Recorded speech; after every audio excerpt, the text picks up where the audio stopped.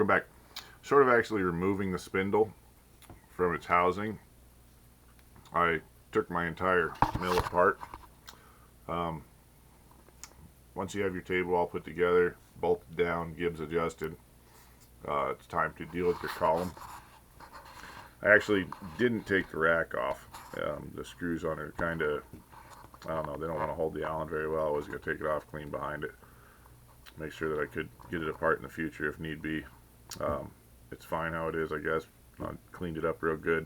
There's probably some crud behind it from the factory, but it's not going to be in the way. I did pull out the pinion gear, took apart the worm, did all that. I separated the carriage from the headstock, scraped any paint that seeped in between there, and then once you have it all, if you got the 3990 high torque 3990 from Little Machine Shop, like I do, it has the little electrical box on the back. If you have just a regular Sieg or well, if you have the mill without the electrical box on the back, you might want to take some blocks of wood, some 4x4s or something, and prop your mill up on it while you do this next part. As you can see here, mine does have the electrical box, so you set it down real gently on the electrical box, and then I use it's actually just a cardboard box. As long as your headstock doesn't pass your electrical box, the balance, the center of gravity is pretty good, but I put the cardboard box under there just to keep it from flopping around. In this photo, I actually don't have the pinion or anything in the headstock. You can put it in there. It really doesn't make a difference, other than if you're maybe not your worm drive, but as long as you can use your coarse feed, it'd probably make this process right here a little bit easier. So what we do here is we lay our column down flat and we align the spindle in the truest dimensions as we can get it, in both a vertical and actually I don't know if you call it, it's all vertical, but in both alignment with the column as far as front and back and side to side. If you've never taken apart the headstock of your mill, there's 4 bolts that hold it. It actually separates right here, and you gotta access the bolts from the back. That's what makes this part kind of a nightmare. So you would work on your on the angle that goes, I don't even know what to call this angle. Your perpendicular or your parallelism to your column to start with, not the side to side, but the actual slant, to make sure that your spindle is parallel with your column. So you'd start with that part first. To do that, it's a pretty easy setup. You'd have everything laid out. Just put a magnetic base on, clamp your indicator down, put your indicator, I used a reamer, and I'll get into this here in a minute. Put your indicator on the top of the reamer. Now, the reason I used a reamer is for the most part, the shank of the reamer is reasonably straight. I'm drawing something, hold on. And yeah, they're reasonably straight, they're reasonably smooth, they're easy to clean. Hopefully you keep them clean if you have one. If you don't have a reamer, the straightest piece of stock you have would work the best. There's a guy who actually used a piece of stock that he got out of a old copying machine. They're pretty straight, they got a chrome finish, nice and smooth. Yeah, I imagine that would work pretty good. I actually have some of those, but I had the reamer on hand and it fits right in the collet, so no issues there. You can use a chuck, you can use a collet. I'm going to tell you my method.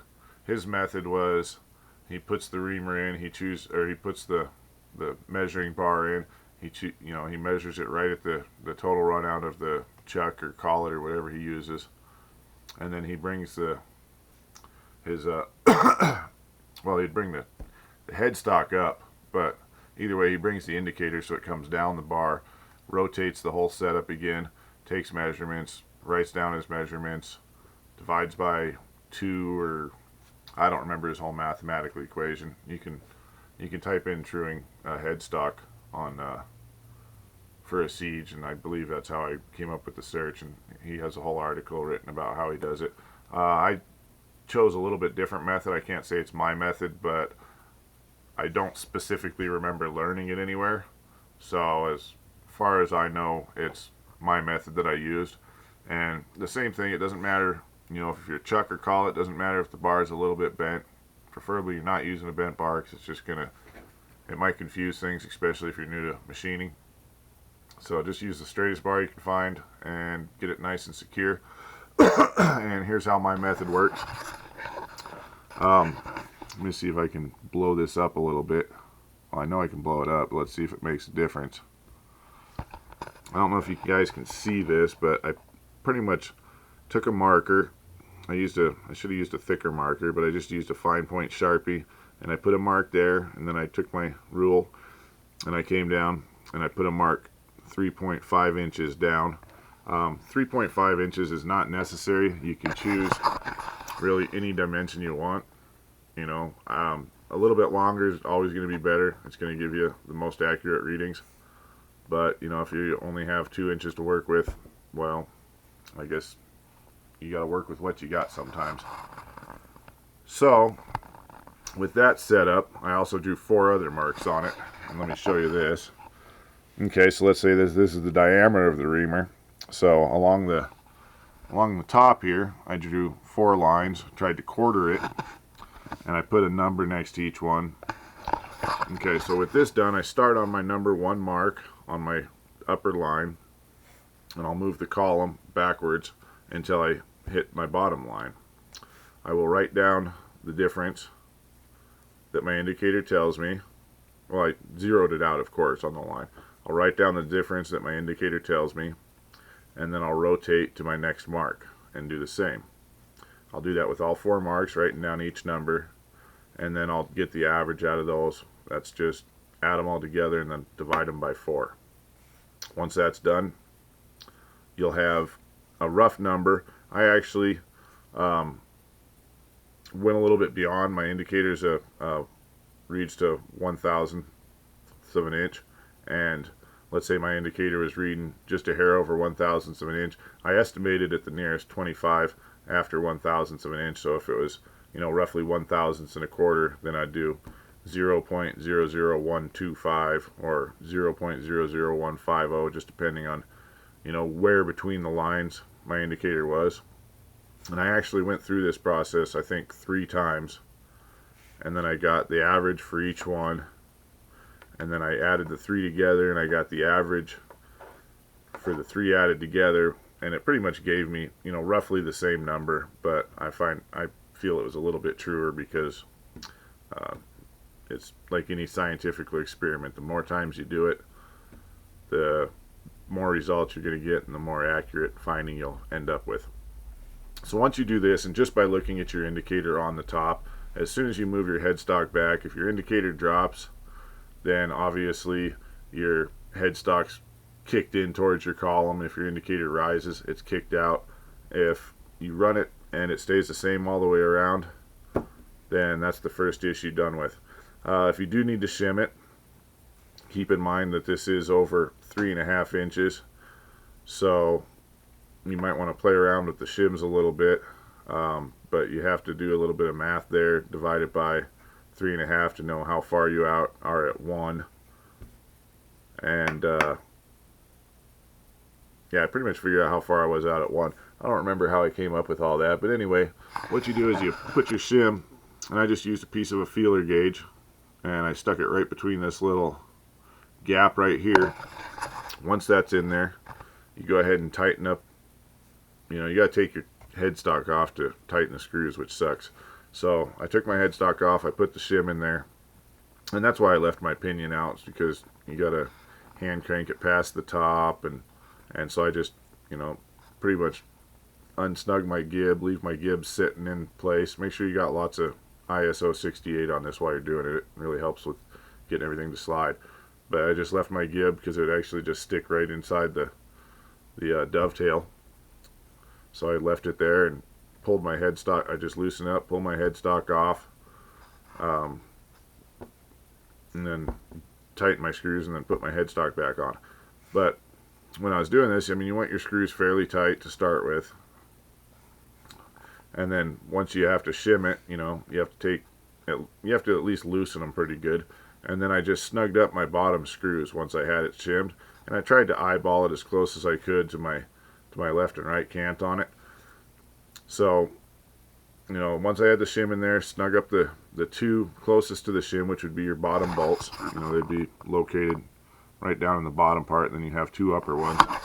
And then my upper ones, I just, you know, my bottom ones I tried to snug pretty good. My upper ones I just barely snugged. I didn't tighten my bottom ones. Keep that in mind. I want it a little bit of play in there if I need it to be. And I just, you know, barely snugged my upper ones. Okay, so when I put it back on, I did the whole same concept, except for I mounted the indicator over on the side, of course, and that'll give me my which way my column cants when it moves up and down its dovetails. And I did the whole same process. Once I had that done, I backed it up just to where, you know, my column and those two upper bolts were hanging off the top of the column. And then I got up in there with my Allen, and I didn't, you know, just snug one up and go to the other. If you do that, it's just like trying to square your vise on your table. You can't just snug one up because it always pulls everything out. You got to do just a little bit on each one, and just keep doing a little bit on each one until you got them, you know, reasonably good and snug. And then I pulled my column off and I snugged all four of them up, you know, one last time. Once you're done with that, then you can go ahead and mount your column. Whether it's the first time or not, mount your column on your table. Trying to find a picture again. So you got your column on your table. You want to snug it up as tight as it'll go. Well, snug it up to where it's tight, okay? Pretty much where the bolts would be set, and the column will be good and rigid. Rigidity is the name of the game. You know, you'd want the setup to look like that, maybe minus the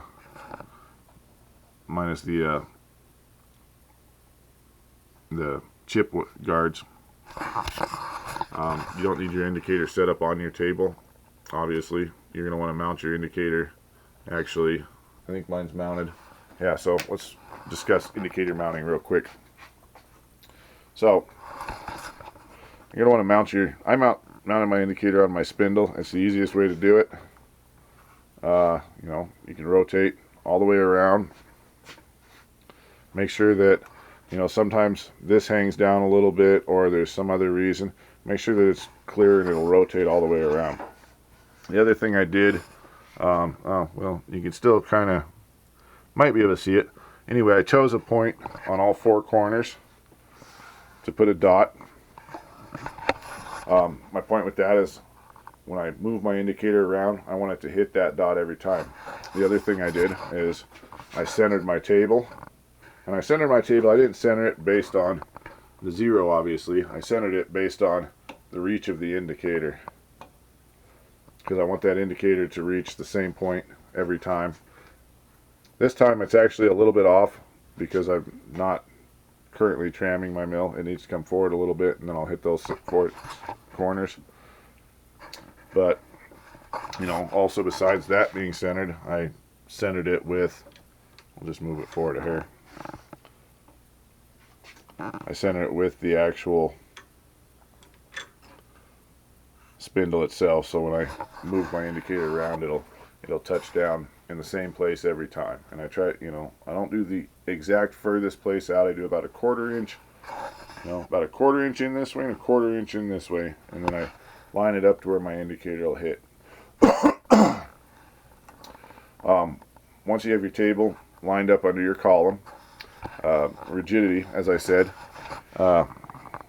this is a decent setup. If you have a solid bar for this, you're probably better off. I actually, you know, clamped on this side on my indicator side of the I don't know what you call it, fine adjustment spring or whatever. And so that way it's a little bit more rigid. I don't have this coming into play at all because these always move a little bit. I actually have this pinned up against the magnetic base itself. And then if you look over here, I have this clamp pinned against this bar. I have my dial indicator pinned against the clamp. So, I mean, all in all, the rigidity of the setup, you know, it's pretty good.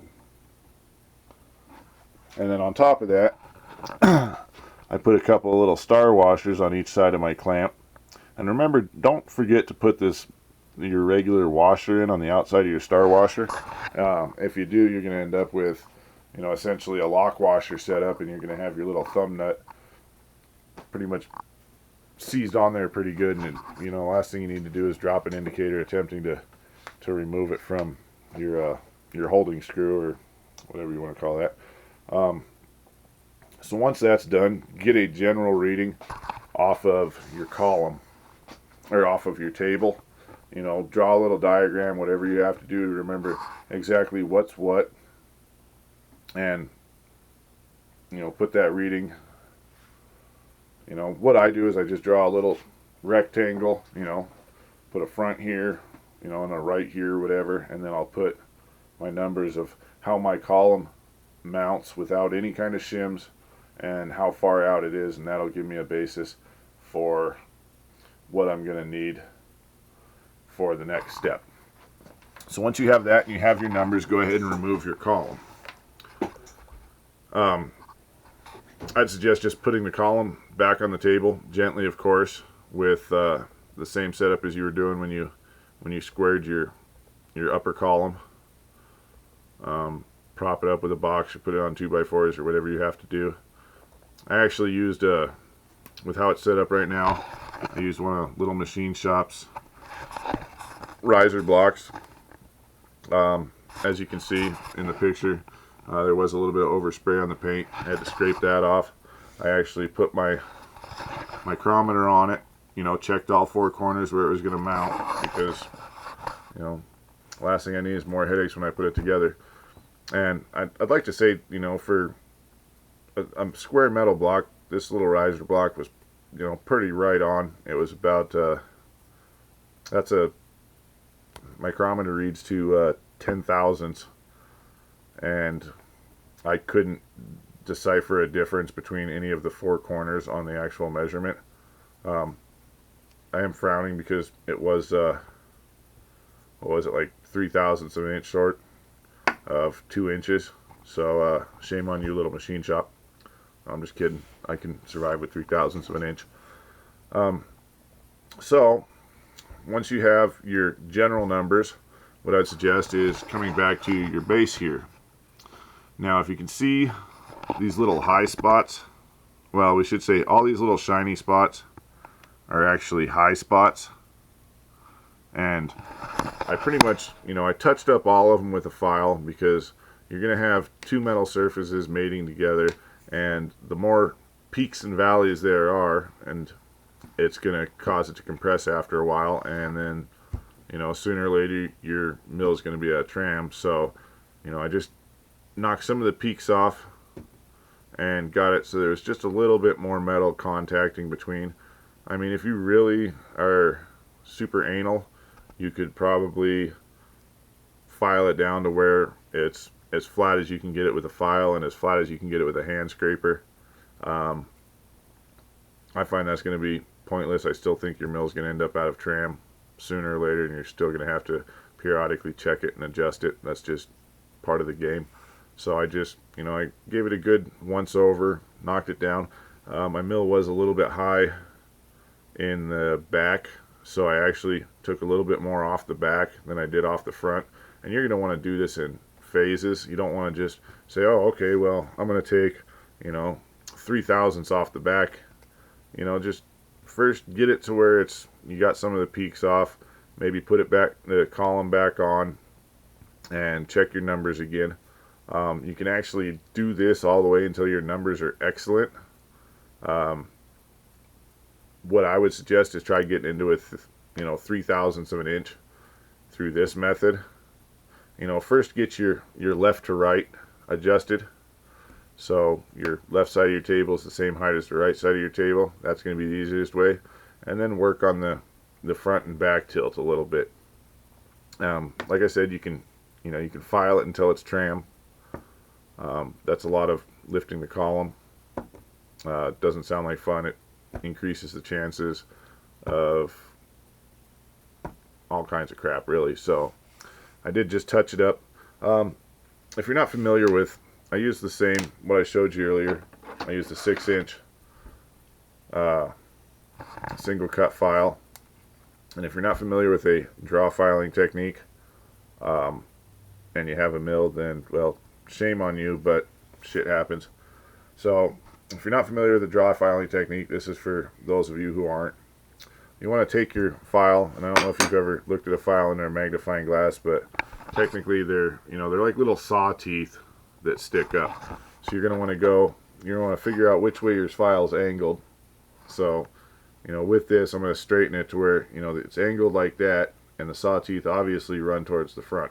Or, obviously you push the file forward, so that's the direction the file is going to need to go. So you figure out which way your teeth go on your file. Usually it's all the same.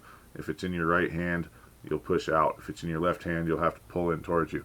So draw filing is a technique where, let's say that this is the surface I'm filing, and forgive me because I'm trying to show you this with two hands and the camera, and I would have done this whole process with, I would have just went through it step by step, but it's kind of hard to do when you're holding the camera.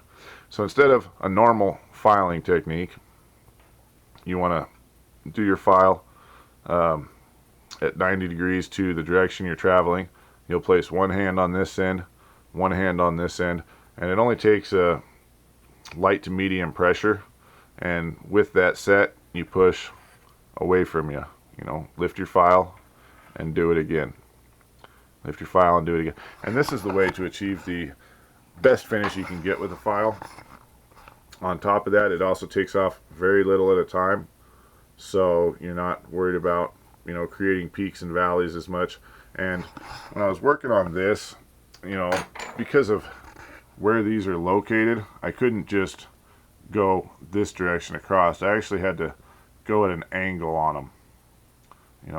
I had to do that on all of them. So keep that in mind. Your hands are going to get in the way, and the nubs are going to get in the way, and you want to keep your file flat against your surface, so that way you're not ending up with an even more out of square surface. So yeah, you do that. Once you got all that put together, then it's time to we'll say tram the mill. So you put it together, you put your numbers on, you figure out what your numbers are. I'd say write your numbers down again. Now there's two ways you can do this from this point.